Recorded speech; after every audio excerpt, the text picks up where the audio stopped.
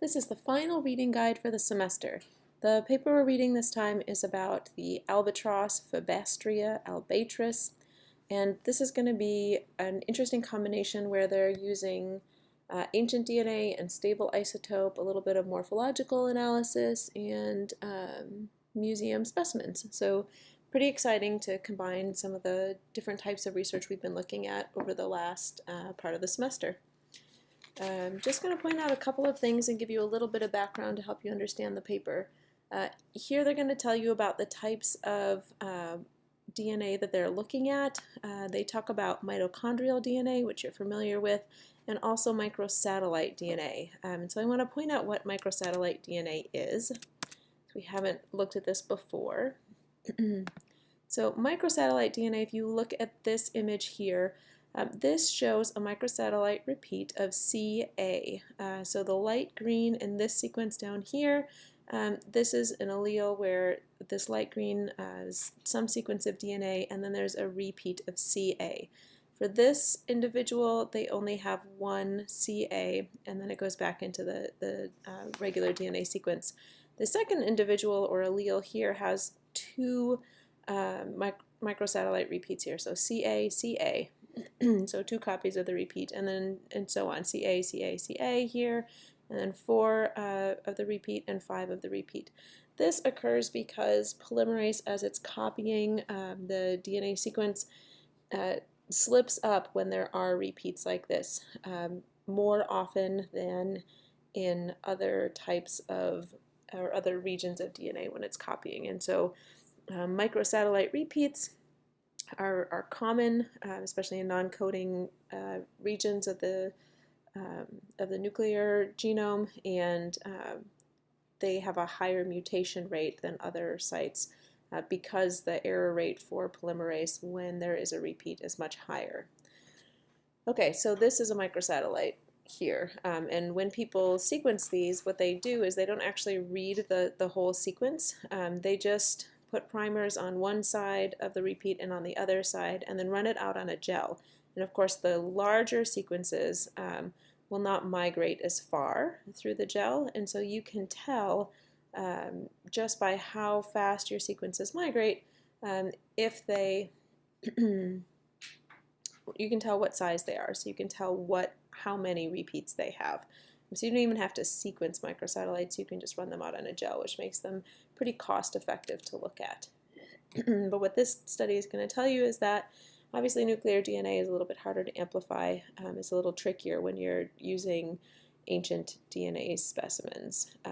And so they ended up using mitochondrial DNA, and they used a control region. And they're going to point out the idea that they are using for the most part, neutral sequences. Let's see if I can find where they say that here, neutral molecular markers. And so this is, the idea of a neutral marker is basically non-coding DNA. So the control region in the mitochondria has a portion that is non-coding, and so it shouldn't be as affected by selection as other parts of the genome, either mitochondrial or nuclear. Here they start talking about population structure. And what they're talking about here is the idea that if you have, let's say, for instance, two populations, and they are connected by gene flow, by migration of breeding individuals, and I've made a little diagram here for you. So we have two blue circles, population A on the left, population B on the right. And inside these populations you have red individuals and blue individuals, and in population B you also have red and blue individuals.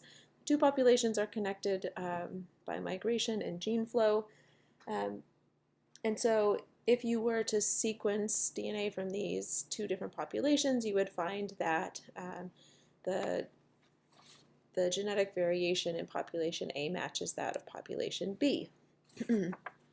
But over time, if something happens and there's a population bottleneck, and a bottleneck basically means that you go from a lot of individuals to a few individuals. And so I've done this here for population A and B. And just by random chance, during this event in population A, We ended up with only individuals with the red genetic signature, and then in population B, we only have individuals with the purple genetic signature. And so at this point, if you didn't know the history of this population, you would look at this and you would say, I'm going to delete these arrows, I'm going to delete this idea of gene flow, right? Because when I sequence these individuals from two different populations, they don't share any of the same genotypes. And so it doesn't look to me like gene flow occurs. And so in this case, the effects of gene flow are obscured at this point. And so you would get the wrong idea about these populations. And so what they're talking about is that when they started this study, they saw a signature that looked a little bit like this, but they don't know if that is because there isn't a gene flow or if there was a population bottleneck that obscured gene flow. And they do have evidence that a population bottleneck did occur because humans killed albatrosses for their feathers. And so they know that the population size was reduced dramatically for both of these populations on the two different island areas. So their question is, when we see this signature, is it because they are actually isolated populations, or is it populations that were connected previously but are suffering from the effects of a population bottleneck? So that's the premise for their study. And as you read, I want you to be thinking to answer this question. Which scenario is the most supported by the data that they show? That these are populations that were historically connected through gene flow, or are these populations that, for as far as we can tell, have always been isolated? As you go through now, let's get back to the paper. I have just a couple more comments for you. In the introduction, it's right along in here where they're explaining to you basically what I just said. And up here, they're just complaining that they can't do the type of analysis that most people would do because microsatellites are really hard to get out of ancient samples. And so this is sort of a complaining area. You don't need to worry about too much. But then here they're going to start telling you about the pattern of population structure that they see. And they're going to call this phylogeographic pattern number 2 from a paper by Avis. But you don't need to know the different types of phylogeographic patterns. You just need to know what they're testing for. You do want to read about the samples that they collected, and then down here they'll tell you about their sequencing and that they use the control region of the mitochondria, and then you are familiar with cytochrome B, and they did also use cytochrome B. As you could expect, you won't find as much variation in cytochrome B as you will in the control region, because cytochrome B codes for a gene and it is subject to selection and constraints, whereas the control region is not. Then they start to explain to you how they made their haplotype network. The specifics of this are not important. I will show you in a second how you make a haplotype network. And then they talk to you about how they identify the number of distinct clades within their network. So you can read up through about here, and once you get to about here, the let A sub I M, you can skip through here.